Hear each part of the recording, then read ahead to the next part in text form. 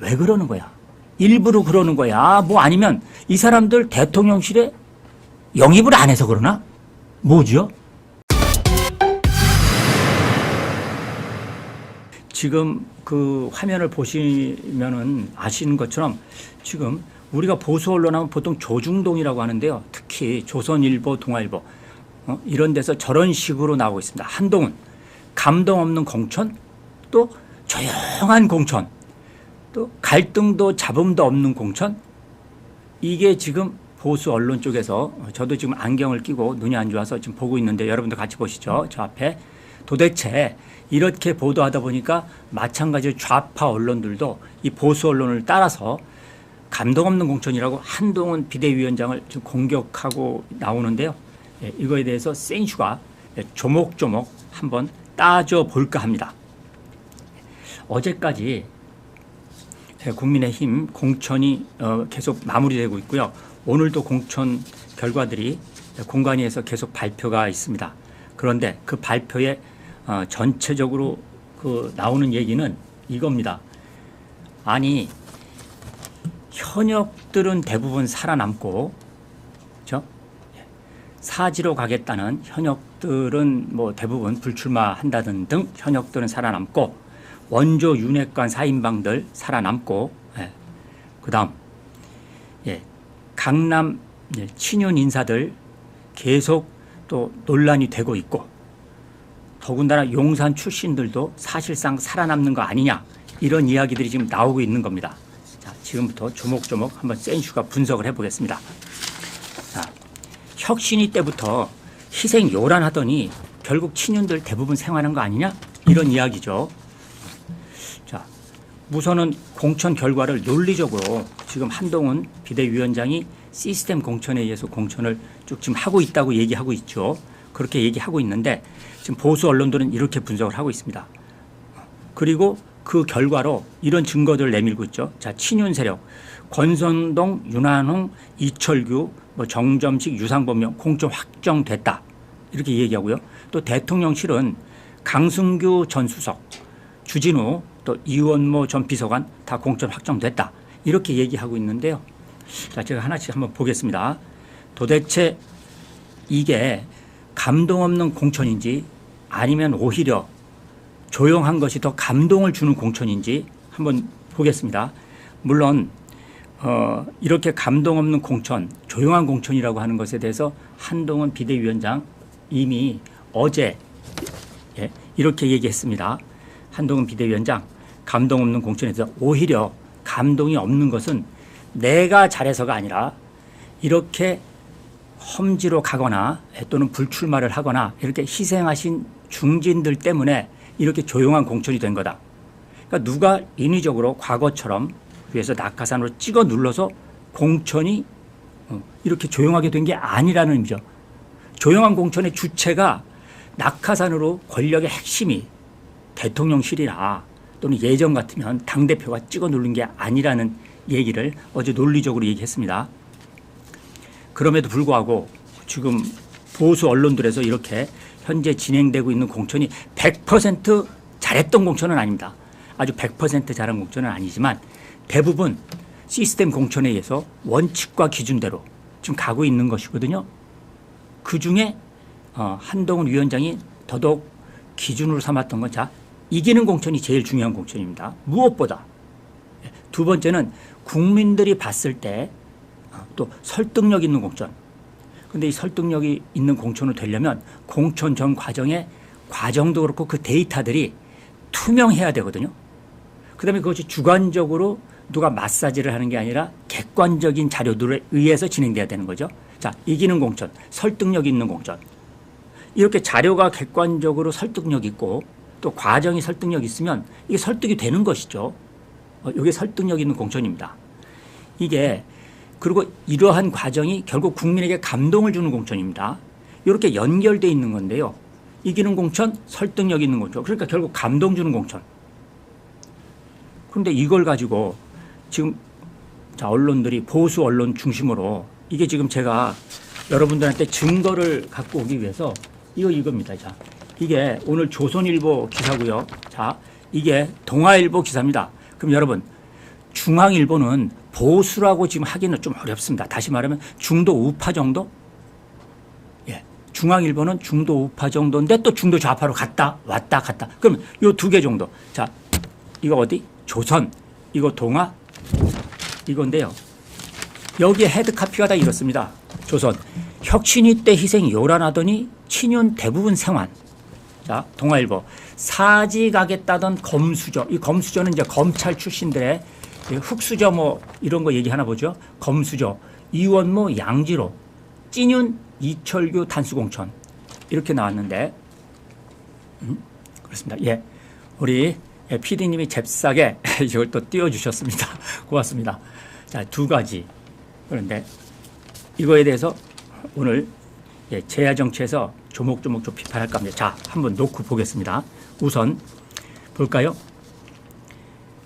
자, 조중동이 입에 이게 거품을 물지는 않았지만 지금 재뿌리면서 쓰는 이런 언론 보도에 대해서 자, 이렇습니다. 권성동 볼까요? 자, 권성동 의원 본인이 불출마로 아예 불출마로 결정하지 않는 한은 지금 이 강원도 같은 특히 강릉은요, 지난번 권성동이 무소속으로 당선됐거든요. 따라서 이번에도 만약에 공천을 못 받을 경우에 무소속으로 나가면 권성동이 당선될 가능성이 높습니다. 그러면 자, 이번 국민의힘 공천에서 한동훈 비대위원장의 원칙 뭐예요? 이기는 공천. 왜냐하면 의석수 민주당이 200석을 갖게 될 경우에 조국이 맨날 떠들었잖아요. 그다음 민주당이 맨날 떠들고 심지어 밖에 촛불 세력들이 하루도 빠짐없이 여러분 주말에는요. 윤석열 정권 퇴진 집회를 매일같이 열거든요. 주말마다. 그리고 이미 매일같이 여는 그 촛불 집회에 밖에 있는 좌파 세력들이 이번에 여러분이 아는 좌파 연합정당에서요. 세 세력이 합쳤는데 그 좌파 중에 국민 후보 추천 그게 바로 촛불 밖에 있는 거리 투쟁을 해왔던 그 세력들입니다. 이 세력들이 한 사람이라도 22대 국회에 못 들어가게 만들어야 되잖아요. 200석이 되지 않도록 해야 되잖아요. 그런데 그럼 지는 공천할까요? 이기는 공천하지 않고 좌파들이 200석까지 장악해서 윤석열 대통령을 탄핵으로 몰고 가는 이 구도를 만들어야 되나요? 22대 공천? 제 얘기는 근본적으로 보수 언론이 자유민주 체제를 수호하고 헌법 정신을 지키는 보수 언론이라며요.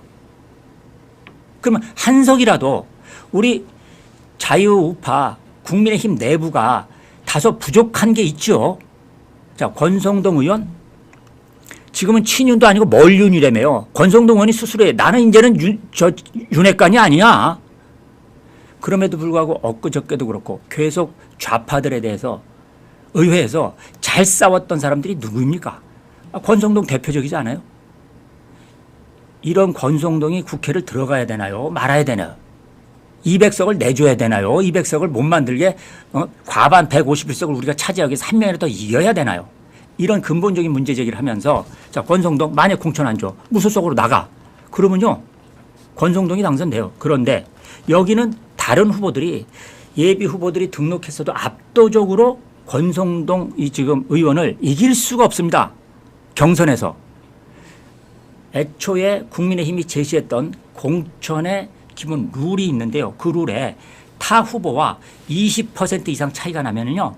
경선 안 하고 단수 공천으로 간다. 자, 그러면 그 룰에 맞춰서 권성동을 공천해야 할까요? 아니면 룰이 나왔는데도 그걸 어기고 경선을 가야 될까요? 조선일보, 동아일보에 묻습니다. 자, 두 번째.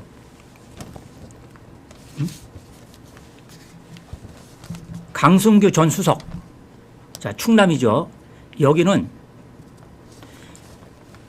국민의힘에서 가장 고령인 사람이 누구냐면 바로 여기에 지금 제가 갑자기 성함이 홍문표. 국민의힘에서 의원 중에 가장 나이가 많습니다. 이 홍문표 의원. 여기서 경선을 포기하셨어요.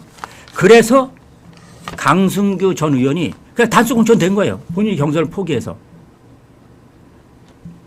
그런데 지금 이건 조금 이따 말씀드릴 수 있지만 경선을 포기했는데요. 강승규, 전수석, 단수공천 기분 좋아할 게 아니고요. 무소속으로 홍문표 의원 나올 것 같습니다. 무소속 출마에 무게를 두고 지금 타진하고 있습니다. 첫 한동훈 비대위원장 공천에서 첫 번째 현역에 파열음이 난 겁니다. 이건 나중에 또 얘기하는 거로 하고. 자, 그 다음 계속 들어갑니다. 자, 유상범 전 의원. 거기도 단수 공천. 거기 예비 후보들이 유상범 마찬가지로 강원도입니다. 유상범 의원을 이길 수가 없습니다. 그 다음에 이철규. 여기도 친윤이 살아와서 이철규 의원이 살아났다고 하는데 이것도요. 이철규 의원의 예비 후보가 있는데 스스로 경선을 또 포기했습니다. 이 강원 동해 삼척. 이철규 의원을 단수 공천 주려고 한 게 아니라 이 찐윤이죠. 예비 후보가 경선을 포기했는데 어떡할 거야. 거기에 비해서 보세요. 박성민, 울산 초선 의원, 울산 중구입니다. 여기는 친윤의 초선 핵심 의원이죠. 핵심입니다. 대통령이 유럽에 그때 출장 가셨을 때 대통령이 새벽에 전화를 6번 했어. 그래서 뭐란 얘기, 이런 얘기하고 막 이러셨어. 이렇게 자기들 지역구 행사에서 당원들한테 떠드는 사람 아닙니까? 이분 경선으로 들어갔어요. 3자 경선으로. 이렇게 대부분 원칙을 갖고 하는데 그중에 허점들이 있죠. 지금 강승규 같은 경우는 홍문표 의원이, 현역 의원이 이거 만약에 무소속으로 출마를 하게 되면 이거 첫 번째 파열음이죠. 자, 두 번째. 물론 문제는 있습니다. 예를 들어서 저의 개인적인 생각으로는요. 자, 이원모 저 대통령실 인사비서관 이분은 검사 출신이지만 인사를 담당해왔잖아요. 그러면 저는 개인적인 생각을 해요. 왜 출마를 하지? 그냥 대통령실에서 대통령을 보좌해서 계속 인사를 잘하고 더 치밀하게 하면 좋잖아요. 왜냐? 인사를 쭉 해왔던 사람이 인사를 계속 하는 겁니다. 만약에 이원모가 이렇게 나왔기 때문에 이 자리에 다른 사람이 들어갈 거 아닙니까? 인사비서관이. 그럴 바에야 그냥 인사의 연속선상 자꾸 왔다 갔다 하는 것보다 이분이 왜 꼭 국회의원을 하려고 그러지?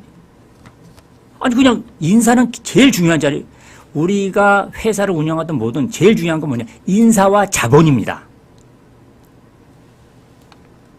근데 왜 내보냈지? 공천을? 그리고 제가 이분 이렇게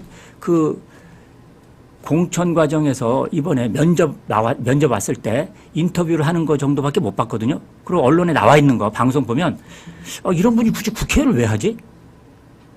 국회에 들어가서 전투적으로 싸울 수 있는 그런 인물이 아닙니다. 겉보기에는, 관상을 보기에는, 말하는 투도. 구자룡 변호사 같은 사람이 아닙니다. 또 하나, 국정상황, 국정비서관 이렇게 될 경우에 국가정책비서관 이런 경우엔 그죠? 그건 정책을 담당했으니까 국회의원 되는 것 오케이. 인사는 안 그렇잖아요. 나는 이런 분을 왜 내보낸 거야? 근데 이 또 강남에 간다 그러다가 본인이 거기 개포고등학교 나왔다고 그러 개포 중고등학교 다 나오고 그랬다고요. 강남 출신. 저도 강남의 휴문고등학교 출신이에요. 저도 거기 우리 집이 그 강남이야. 그런데도 강남 안 가요. 근데 이분이 용인으로 갔습니다. 근데 용인 갑은 여기는 내리 국민의힘이 당선된 양지거든요. 용인 중에서. 용인이 다 양지는 아닙니다. 근데 여기다 배치했어. 그것도 단수공천으로. 이거에 대해서 저는 한동훈 비대위원장의 공천 과정 이거 이상해요. 그런데 얘기로는 데이터 시스템을 하니까 다른 후보들하고 경쟁력, 여론조사를 돌렸더니 경쟁력에서 자 대통령실 인사비서관 유원모 그 다음에 예비후보 예비후보 전 도의원 땡땡땡 그 다음 예비후보 용인 전 시의원 땡땡땡 이렇게 여론조사를 돌렸더니 유원모 이 대통령 인사비서관이 압도적이라는 거예요. 그래서 단수공천 줬다는 거예요. 그럼 오케이. 그러면 인정할 수밖에 없죠. 인사비서관이라고 공천 못 받나요? 좋다 이거야. 그런데 그럼 해필이면 거기 양지를 갔냐고. 거길 다른 데로 보내지. 더 험지로. 이걸 제가 문제제기. 이렇게 문제제기를 하면은 내가 조중동 이 보수 언론의 문제제기에 제가 동의를 하는데 이게 아니라 전반적으로 한동훈 비대위원장의 공천 과정에서 뭔가 희생한다고 요란하더니 대부분 살아 돌아왔다. 이거 가짜뉴스 아니에요? 어떻게 살아 돌아왔는지 과정을 설명해야 되잖아요. 이런 식으로 보수 언론이 나서서 한동훈 비대위원장 쪽에 근거 없는 거 아닌가? 이거에 대해 더군다나 보세요.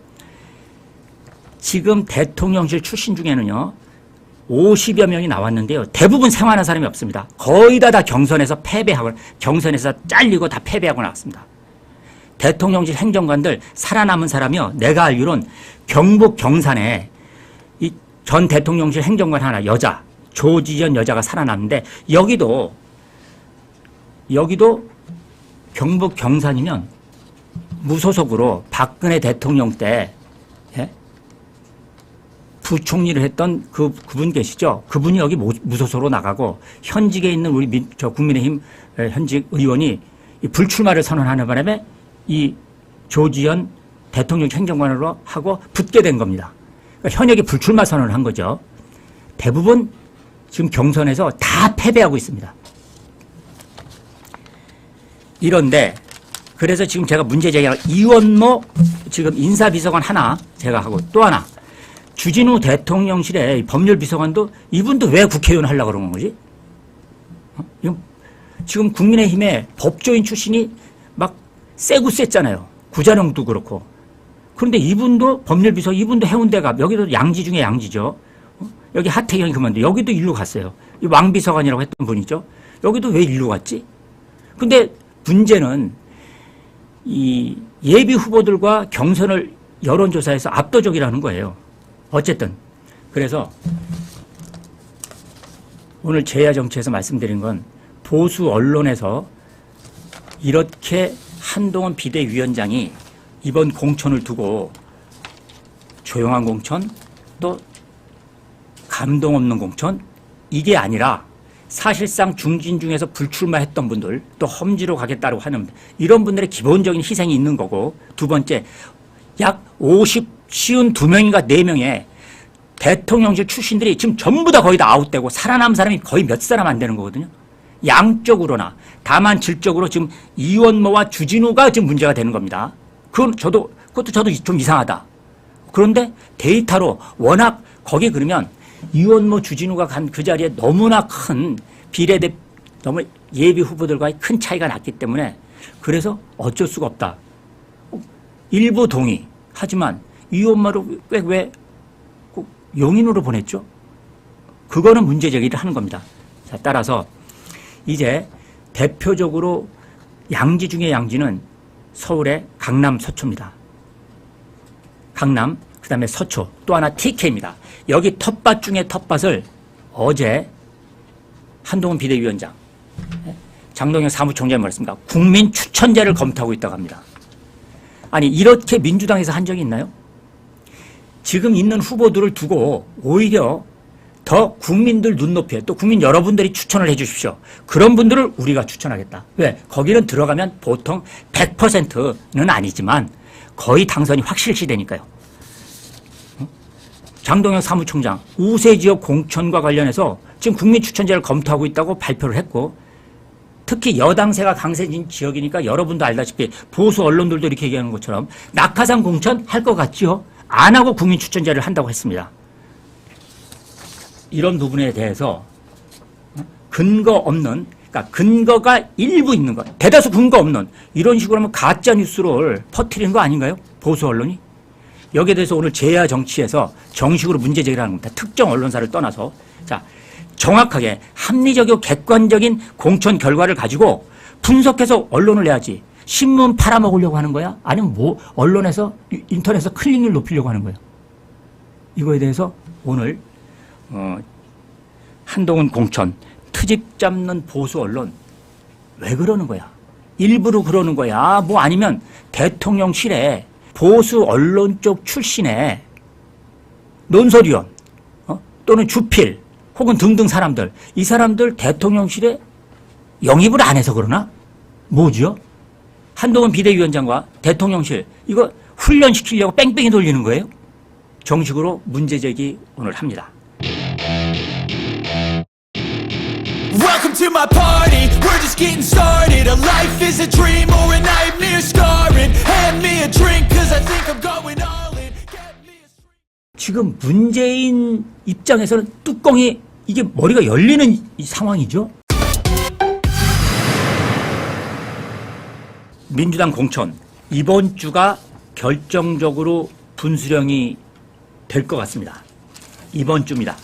이제 더 이상 총선 43일을 남겨뒀는데요. 자, 오늘 민주당 결국 쪼개질까 두 동강 날까 요거는 좀 차분하게 여러분에게 하나하나 좀 분석을 해드리겠습니다.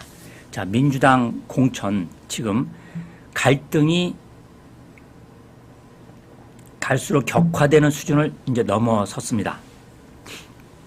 이제 마지막이라고 생각한 친문계가 대대적으로 움직이고 있는데요. 두 사람이 움직이고 있었죠. 하나, 최고위원회 회의에 들어갈 수 있는 사람이 지금 고민정 하나 하고요. 홍익표 원내대표입니다. 두 사람 말고는 친문계들은 지금 다 나갔죠. 예, 다 그만두거나 나갔습니다. 송갑석 의원 나갔죠.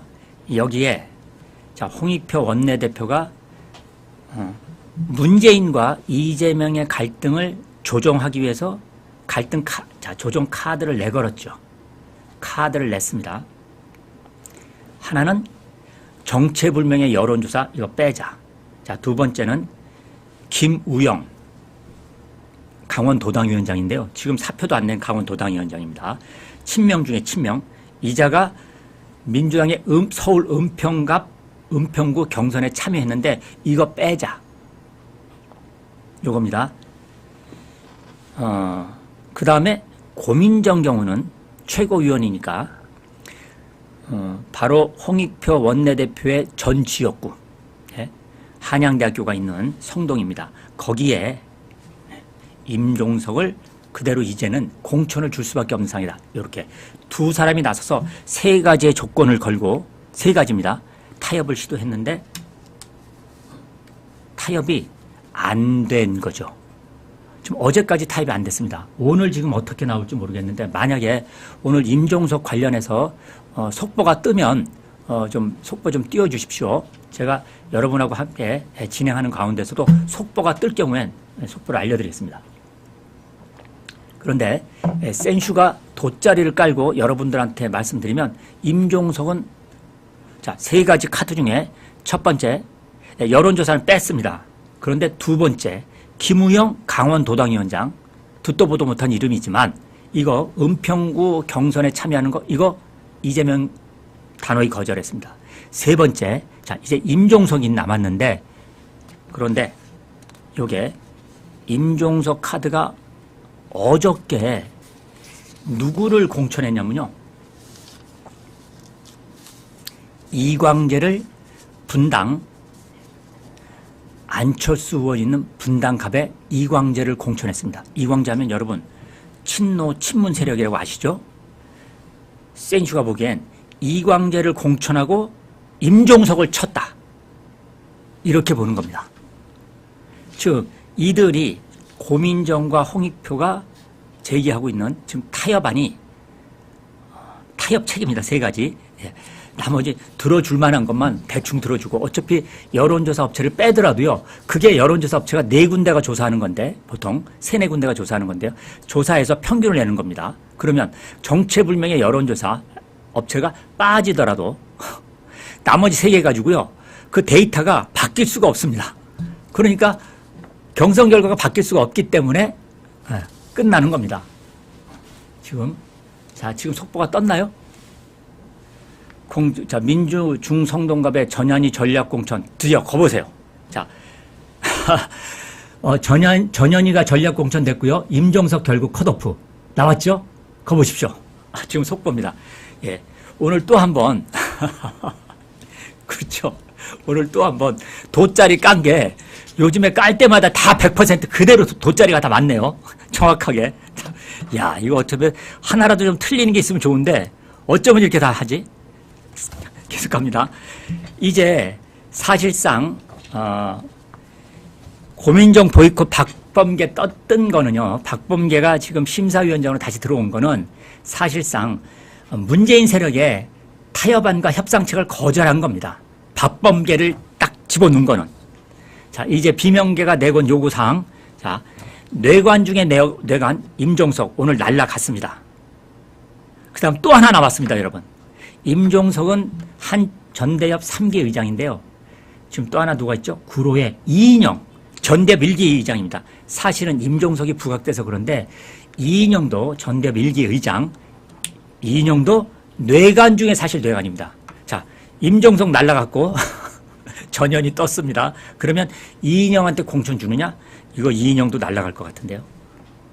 사실은 운동권의 정통성으로 보고 또 상징성으로 보면요, 이인영이 더 임종석보다 상징성이 있는 겁니다. 그런데 왜 임종석이 떴느냐? 임수경을 보냈기 때문에 북한에. 가자 북으라고 임수경을 북한에 보냈잖아요. 그게 임종석이거든. 그래서 임종석인데 이인영이 더 정통성이 있습니다. 자, 나머지 두 번째. 지금 문재인 대통령을 그냥 씹고 친문계 내부에서 이들만은 절대로 공천 안 된다. 이게 누가 있죠? 두 사람이 있습니다. 자, 이현주와 추미애 전 장관. 이들을 어떻게 하느냐. 지금 문재인 세력 내부에서는 이 두 사람을 추미애 공천 안 돼. 이현주 더더욱 안 돼. 문재인 전 대통령에 대해서 거품을 물고 개거품을 물고 나온 게 이현주 아닙니까? 이를 다시 받아서 또 공천을 준다? 지금 문재인 입장에서는 뚜껑이 이게 머리가 열리는 이 상황이죠. 이것도 뇌관 중에 사실은 뇌관입니다. 겉으로 크게 부각되지 않았지만요. 지금 양산에서는 문재인이 이 둘만큼은 절대로 안 돼. 계속 이게 바로 홍익표와 고민정을 통해서 보이지 않게 계속 뒤로 요구하고 있는 건데, 자, 추미애와 이현주 공천을 줄까? 공천을 안 줄까? 이거 남는 겁니다. 그런데 추미애 공천 줄 것 같죠? 그래서 이현주도 경기 광명으로 또 얘기가 나오는데 어쨌든 요것도 사실은 공식적으로 활발하게 논의되지 않지만 뇌관 중에 뇌관이고요. 자, 이제 임종석 날리면서 원래 이재명 대표가 할 수 있는 길은 그렇습니다. 지금까지 도대체 이런 공천 왜 하는 거야? 이거 지겠다고 작정을 하는 공천이거든요. 그러니까 자, 이렇게 지겠다고 작정을 한 공천, 이러면 무조건 국민의힘에 패배하는 겁니다. 알면서 쭉쭉 나가니까 지금 민주당 내부에서 친문계든 또는 과거 동교동 세력도 전부 다 당황하고 있는 거예요.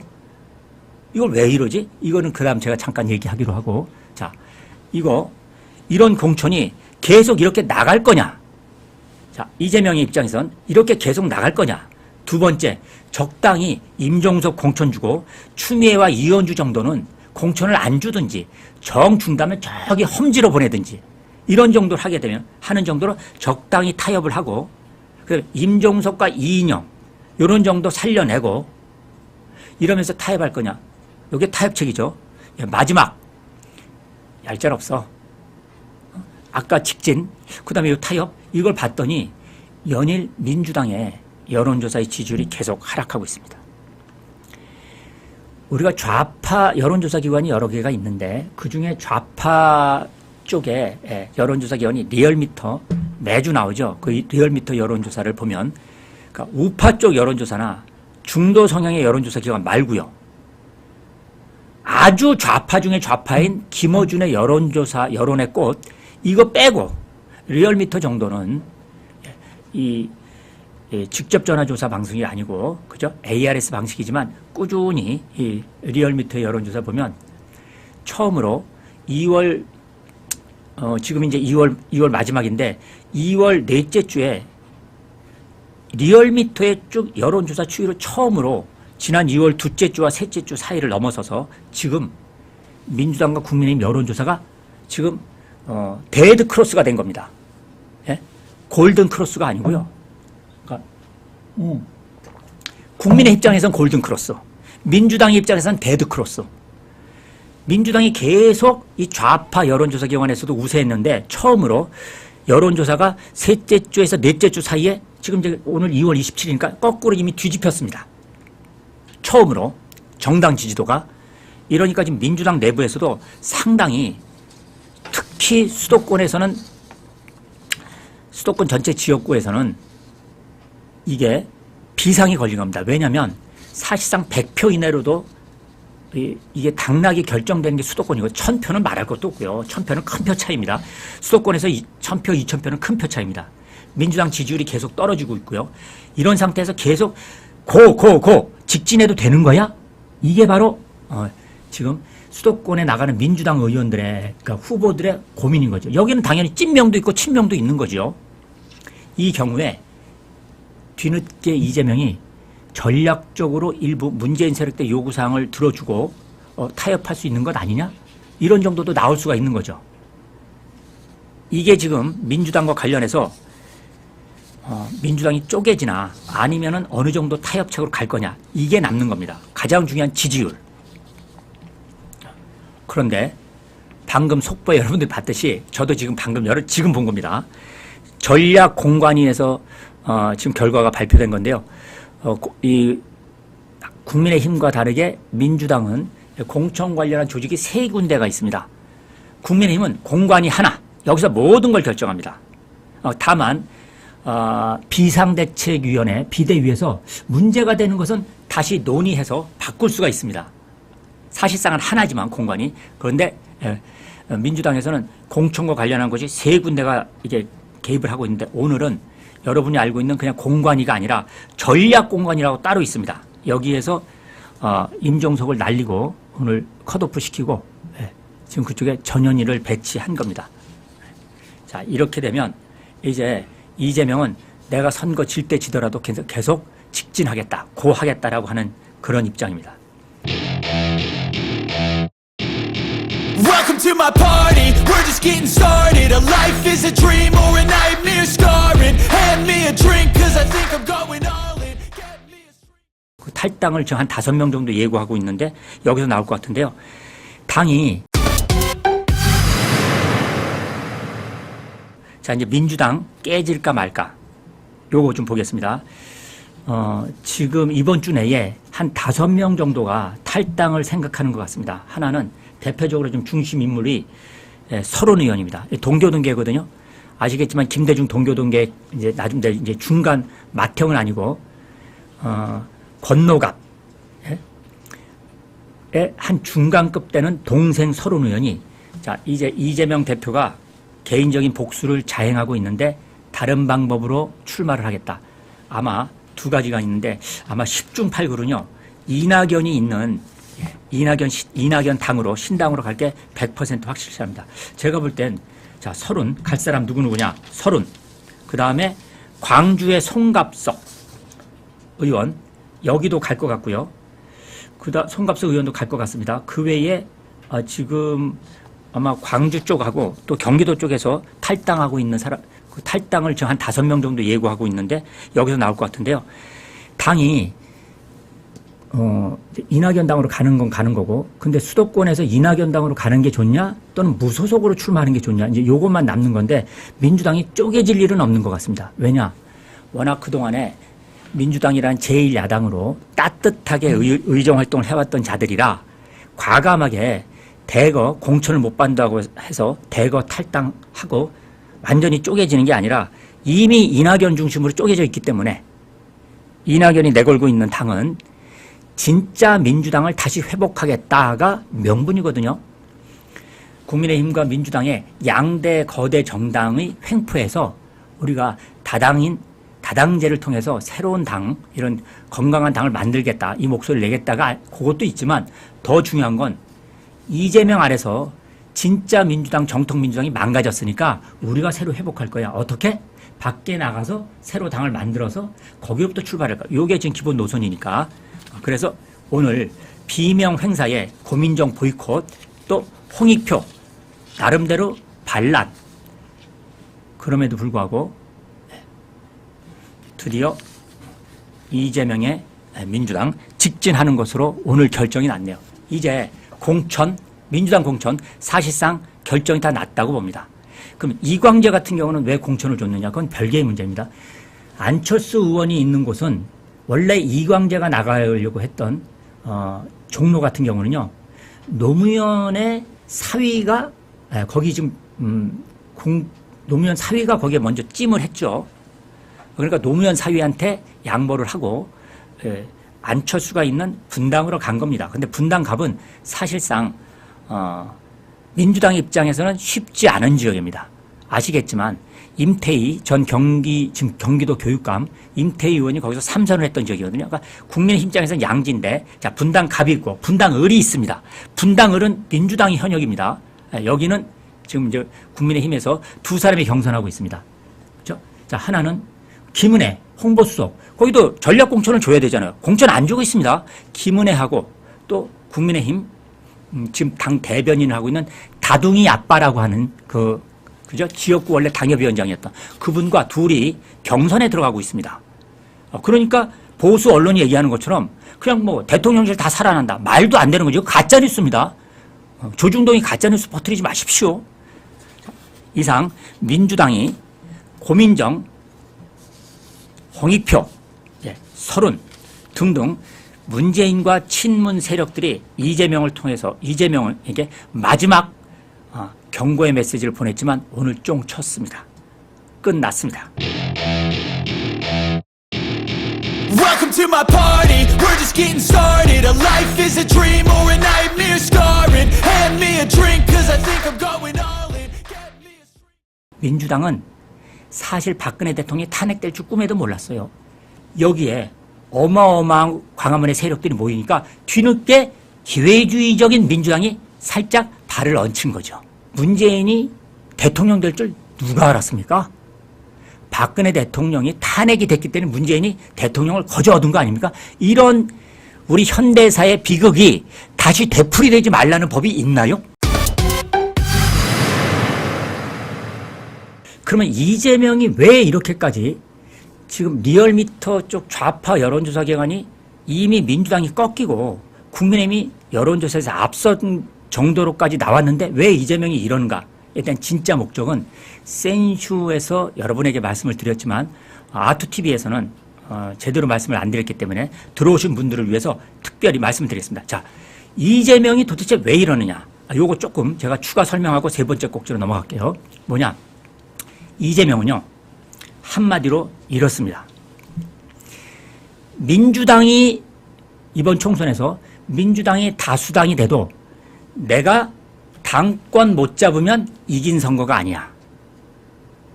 또 민주당이 이번 총선에서 져도 내가 당권 잡으면 이번에 이긴 선거야. 이게 이재명의 속셈입니다. 뭐냐? 가만히 보니까 세 번째 꼭지로 이 좌파 연합 비례정당하고 이재명이 타협을 했잖아요. 이들과. 아니 좌파 연합정당, 밖에 있는 좌파 세력이나 종북주사파, 광우병 세력과 손을 잡았는데 그런데 문재인 세력과는 거세를 시켰거든요. 문재인은 숙청하고 좌파하고는 손잡고 이 좌파는 좌파인데 둘이 근데 조금 색깔이 다릅니다. 이따가 설명드리겠지만 되게 이상하죠. 여기는 치고 여기는 잡고 이거는요. 민주당이 제1당이 안 돼도 좋다. 이재명 생각입니다. 자, 두 번째. 심지어 100석이 돼도 좋다. 무슨 얘기냐면 여기에 손잡은 자, 밖에 있는 주사파 세력. 이거는 광우병 세력, 세월호 세력, 그죠? 또 이태원 세력.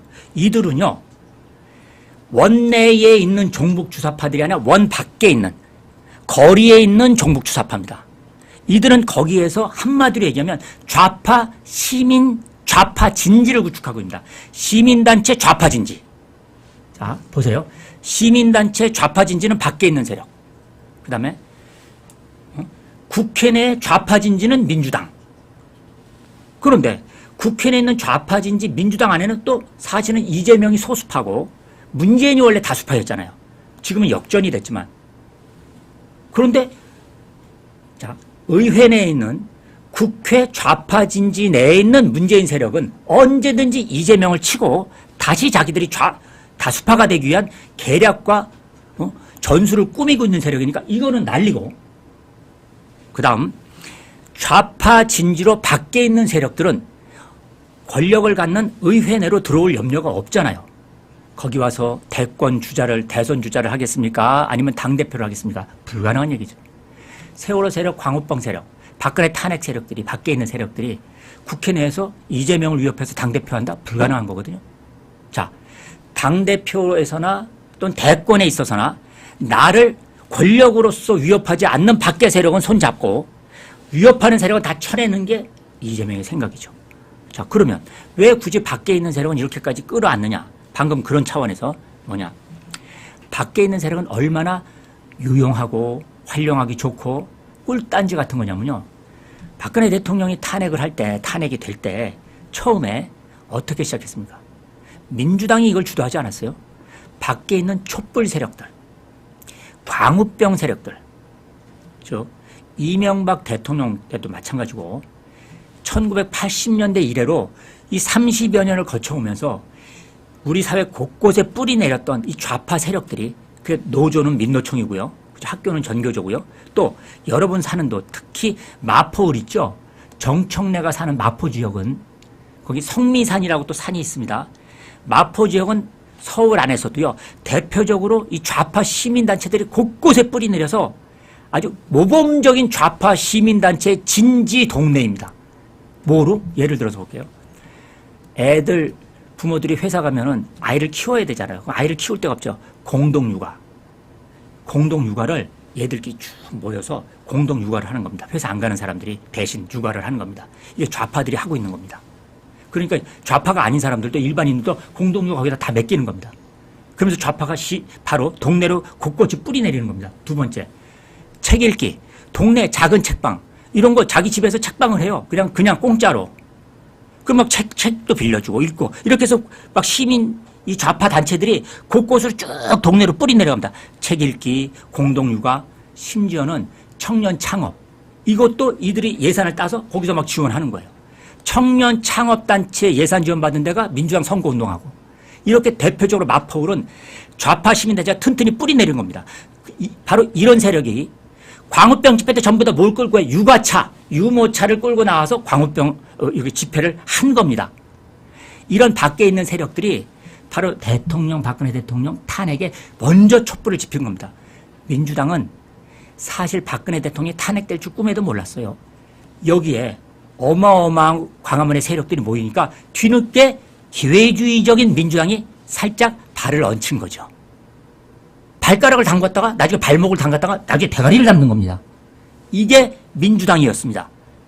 박근혜 대통령이 탄핵의 진짜 세력은 누구라고요? 밖에 있는 촛불 세력들입니다. 좌파 진지. 그리고 여기에 민주당이 있고 당시 보수 정당에 이자들이 여기에 야합을 했기 때문에 이루어진 거잖아요. 그래서 이재명의 입장에서는 언제든지 이 천안함, 광우병, 이 괴담 세력들에 얹혀 있으면 윤석열 대통령이 보세요. 언제 국정 운영을 하는 과정에서 또 위기가 닥칠지 모릅니다. 그때 이 위기 속에서 여기에 불을 지피고 이걸 요온의 들불처럼 불을 퍼뜨리면서 윤석열 대통령 퇴진 운동을 할 수 있는 게 누구예요? 바로 천안함, 광우병, 괴담 세력. 30여 년 동안 훈련된 투쟁 세력들입니다. 아시겠습니까? 이들이 중심이 될 때 이재명은 다시 살아날 수 있는 겁니다. 꼭 합법적으로, 아니 문재인 대통령이 될 때 문재인이 대통령 될 줄 누가 알았습니까? 박근혜 대통령이 탄핵이 됐기 때문에 문재인이 대통령을 거저 얻은 거 아닙니까? 이런 우리 현대사의 비극이 다시 되풀이되지 말라는 법이 있나요? 이게 오늘 센슈가 말하는 겁니다. 이재명이 굳이 밖에 있는 세력, 이들과 손을 잡는 것. 국정이 항상 늘 투표한 대로 또 이렇게 안정적으로 정권을 마칠까? 또 정권을 마치더라도 다음 우리 보수, 아니 자유우파가 또 정권을 재창출할 수 있을까? 아무도 모르는 겁니다. 촛불 세력을 잡는 것, 천안함, 광우병, 괴담 세력을 잡는 것, 이게 이재명한테는 자신의 당권과 대권으로 가는데 더 유효적절하고 더 큰 세력이라는 거예요. 문재인은 쳐내도 돼. 이게 왜 도대체 이재명이 이렇게까지 지는 선거를 하지? 여기에 정답인 겁니다. 이게 오늘 여러분들한테 정확하게 고민정 보이콧, 그 다음에 여기서 홍익표가 반란을 일으켜? 뭐 서른이 탈당을 해? 택도 없는, 다 나가. 그러니 문재인이 속은 겁니다. 자, 문재인이 양산에서 이재명을 만날 때 둘이 손잡고 어깨를 껴안고 여기 상처를 만졌죠? 이미 이재명이 머릿속에 있습니다. 문재인이 요구했던 연동형 비례대표, 알았습니다. 대통령님, 밖에 있는 범좌파 세력과 연합하는 거예요. 네, 알겠습니다. 그거 위성정당 받아들여서 제가 병립병으로 안 가고 내 사람들로 다 비례대표 안 깔고 그냥 좌파들과 밖에 있는 괴담 세력, 촛불 세력, 바로 종북 주사파의 좌파 진지와 손을 잡겠습니다. 네, 알겠습니다. 그렇게 말씀하신 대로 듣겠습니다. 문재인, 그래. 야, 이 대표 정말 고마워. 잘했어. 하고 어깨를 두드릴 때 제명이면 그 대신에 지역구 공천 문재인 언제든지 내 당권 대권을 위협해 니들은 전부 날릴 거야 하고 이미 이재명은 너는 계획이 있었구나. 여기에 문재인이 또 당한 겁니다. 진짜 대단한 이재명입니다. Welcome to my party, we're just getting started. A life is a dream or a nightmare scarring. Hand me a drink cause I think I'm going all in. Get me a street. 북한의 김씨 왕조를 추종한 이 주사파 세력이 이게 이제 우리 사회에서 변종된 주사파가 드디어 들어오게 된 겁니다. 여기가 바로 좌파연합 비례정당 조국정당. 오늘 여러분들에게 좌파에 대해서 제대로 풀어드리겠습니다. 보세요. 이겁니다. 좌파연합 비례정당이 조국정당이 뜨면서 두 가지를 말씀드리는데요. 하나는 조국정당이 뜨니까 좌파연합 비례정당. 오늘 이들이 이름을 드디어 더불어민주연합이라고 하는 이름으로 이름을 오늘 가칭 정했습니다.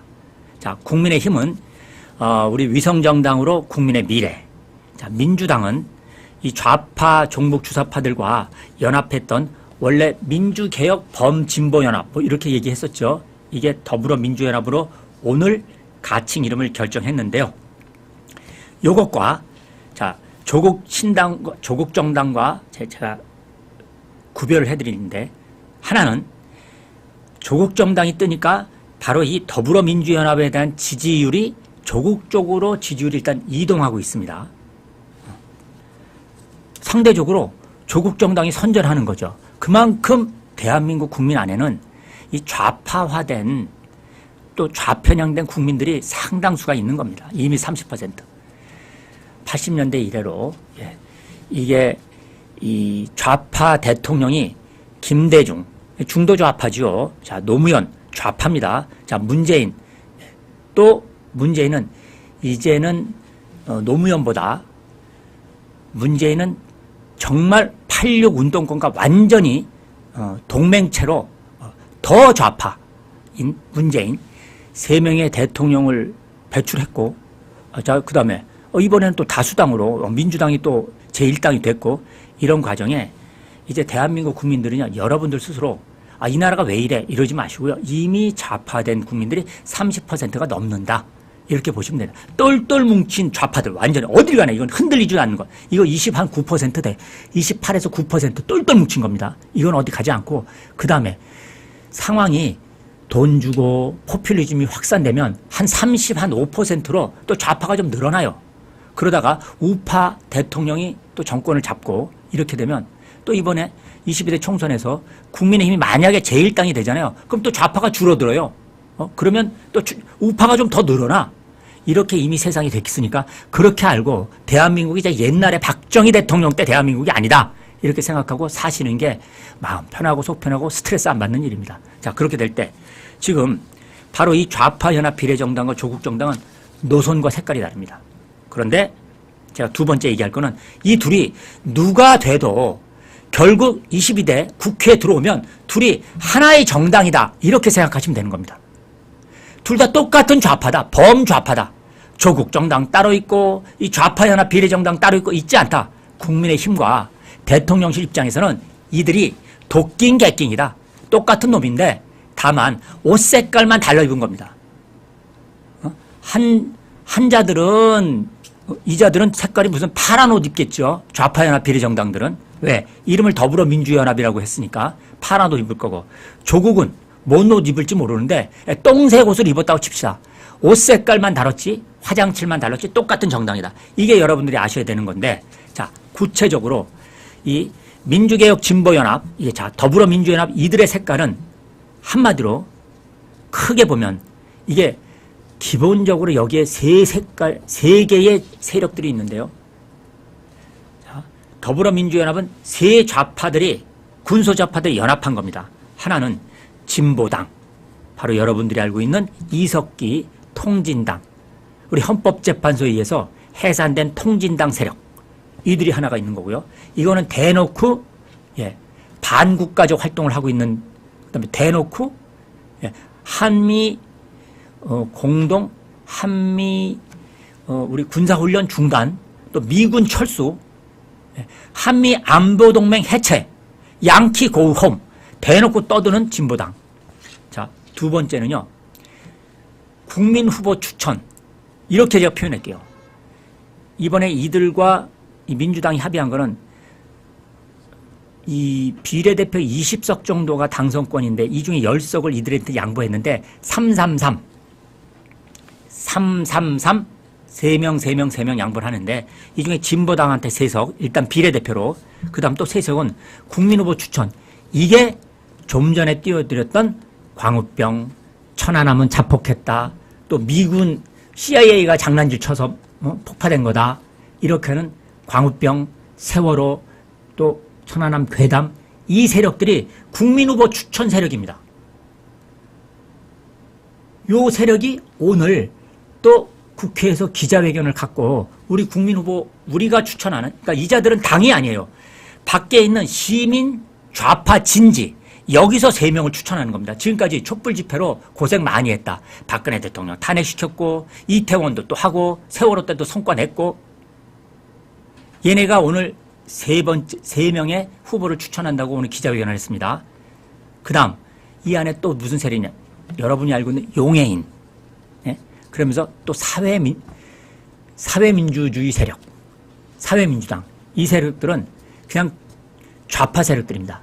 그러니까 주사파와 다른, 주사파는 아니지만, 이 세력들은 이 노동자 중심 세력들입니다. 이렇게 3가지의 세력들이 있거든요. 이들이 하나로 뭉쳐가지고 지금 민주개혁 진보연합이라고 하는 걸 만들어가지고 민주당과 딱 협상을 해서 선거한 겁니다. 이 중에 제일 문제가 되는 게 바로, 다른 자들도 똑같이 문제지만 바로 국민후보 추천이라고 하는 이 괴담 세력, 이렇게 할게요. 자, 괴담 세력이 국민후보 추천 세력입니다. 요 세력하고 진보당 세력입니다. 특히 진보당은 이미 통진당을 통해서 국회에 이미 이석기를 포함해서 당시에 6명인가 8명까지 들어왔었죠. 그때 맨 처음엔 12명, 13명까지 국회 들어왔었습니다. 이들이, 자, 이제 지역구는 울산, 민노총 아성인 울산 현대자동차 있는데 그쪽까지 현대중공업, 거기에 있는 지역구까지 이미 후보 단일화를 성사시켜서 4석이 들어오는데요. 4명 중 상위 순번이 다 아무튼 이들로 깔리는 겁니다. 결국은 안정권으로 들어와서 기본적으로 국회 진입이 성공됐다고 좀 보시면 되는 겁니다. 어차피 우리 사회에서 30%가 우리 국민들이 좌파화 돼 있으니까요. 북한의 김씨 왕조를 추종한 이 주사파 세력이, 이게 이제 우리 사회에서 변종된 주사파가 드디어 들어오게 된 겁니다. 여기가 바로 경기 동부연합이라고, 이재명이 성남시장 시절부터 거기서 시민운동하고 또 변호사 하면서 그때부터 관계를 맺기 시작해서 성남시장 되고 경기도지사 될 때까지 바로 경기 동부연합은요, 용인, 광주, 성남, 여기를 중심으로 뿌리를 냈던 주사파 세력입니다. 그러니까 서울대 주사파가 아니고요. 그쪽에 외대, 이쪽을 중심으로 해서, 그러니까 경기도 지방대학 중심으로, 거기는 또 뭐냐면 옛날로 얘기하면은 제2캠퍼스죠. 그러니까 우리가 분교라고 하는 데입니다. 자, 경희대, 외대는 서울, 여기 동대문구에 있습니다. 여기 말고요. 저기 우리가 얘기하는 이제 제2캠퍼스, 그때는 분교라고, 거기에 있는 주사파들이 그 지역에서 뿌리를 내렸다가 얘네들이 용인하고 이렇게 해서 쭉쭉쭉쭉 올라오기 시작해가지고 성남까지 이제 쭉 같은 지역이니까, 옆에 엎어지면 옆이니까 여기에서 뿌리를 내려서 이재명과 손을 잡았고 성남시장까지, 이들이 성남을 중심으로 등장한 경기 동부연합입니다. 이 세력들이 결국은 경기 동부연합이 지금은 민노총까지 장악을 했고요. 과거 이들이 통진당을 접수해서, 그때는 노회찬, 심상정, 이들이 있을 때, 노회찬과 심상정이 있을 때 서로 한쪽은 주사파고 통진당. 이쪽은 주사파가 아니죠. 노회찬, 심상정은. 근데 둘이 합쳐가지고 이제 통진당을 만들어서 결국 여기서 떨어져 나온 거죠. 통진당을 장악했습니다. 주사파가 머릿수가 많기 때문에. 이들이 이번에 다시 들어오는 겁니다. 애국가를 통진당은 당 행사할 때 애국가를 거부했습니다. 애국가 거부하고 유사시 우리 국가 시설 타격을 하겠다는 모의했던 이자들입니다. 폭력혁명으로 북한식 사회주의를 실현하겠다. 이자들이 이제 들어오는 건데, 자, 요게 이번에 더불어민주연합의 이 세 세력, 이 안에서도 진보당이 아마 중심을 잡고, 이 괴담 세력과 진보당은 사실은 똑같은 세력들이라고 보십니다. 출신은 다르지만 사실은 같은 세력이다. 이들이 아마 힘을 발휘할 것 같고, 여기에 용해인 등 기본소득당 있죠. 이게 이제 이건 기본 좌파 세력하고, 또 하나 유럽식 사회주의를 좀 생각하고 있는 세력도 여기 지금 들어가 있는 겁니다. 이들이 나머지 세력으로 아마 이번 더불어민주연합 안에서 10명이 더 되죠. 들어올 겁니다. Welcome to my party, we're just getting started. A life is a dream or a nightmare scarring. Hand me a drink cause I think I'm going all in. Get me a 북한의 김씨 왕조를 추종한 이 주사파 세력이 이게 이제 우리 사회에서 변종된 주사파가 드디어 들어오게 된 겁니다. 여기가 바로 그럼 웬 좌파가 이렇게 많으냐? 좌파가 여러 가지 좌파가 있죠. 자, 북한식 이 사입이 종북 주사파를 통해서 북한식 사회주의를 이 남한 사회에 실현하겠다는 종북 주사파 좌파. 두 번째, 용해인처럼 이렇게 이 유럽식 사회주의를 일부 채용한 이런 좌파.